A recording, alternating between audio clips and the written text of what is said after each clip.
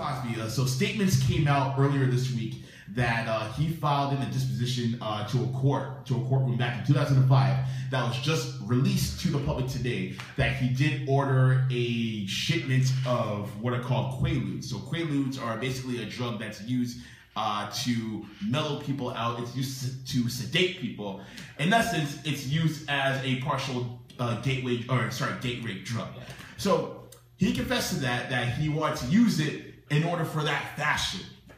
So it doesn't necessarily mean exactly that all 48 counts that he's facing are actually legitimate, but it further strengthens their case nonetheless.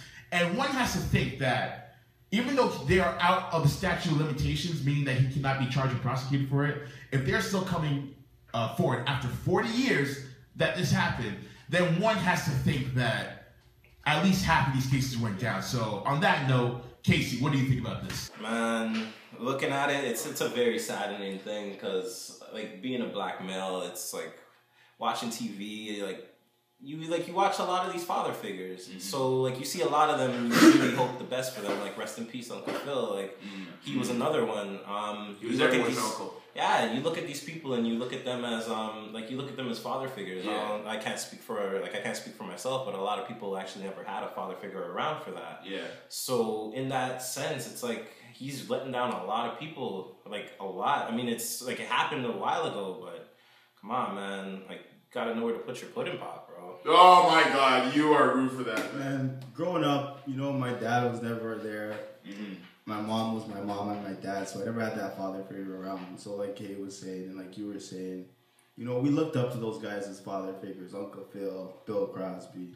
So Steve Harvey. So watching the Crosby show, I'm looking at him for advice, I'm looking at him for leadership. Mm-hmm. And when this news broke out, I was kind of like, I was shocked. I didn't know how to react, and I was kind of like, I didn't know how to react. I didn't know what to do. I was stunned. Yeah. But doing my research, and from what you're telling me today, because I haven't heard from this before, I'm actually going to go home and research a little bit more about it, because I was kind of confused on why these women took 40 years to come out of the closet and say he's doing this. Like, right now, he's about to, he's retired, he's not doing much anymore. He's about to, finish up his bio. And the fact that this comes out, it's not a good way to go out. But, Crosby, only you know if you did it or not. But if you did, I'm really disappointed, and I'll just wait until more facts come out, and I'll go from there. The interesting about that, actually, he's not necessarily retired per se, because he was in talks with NBC about doing like another television show, but they have since pulled that plug, so to speak, because of all the allegations. Mind you, not even this one, but like the ones from previous. So NBC wants to wipe their hands clean. They don't want to be affiliated with that whatsoever. The thing I hate about this the most is that he is always the first black person, the first black American to always poke and point and judge and critique the rest of black America. Pull your pants up. Hip hop is a bad influence to the young people. This, that, and the third. Judging people's income situations based on where you live, if it's in the projects or some sort of subsidized housing.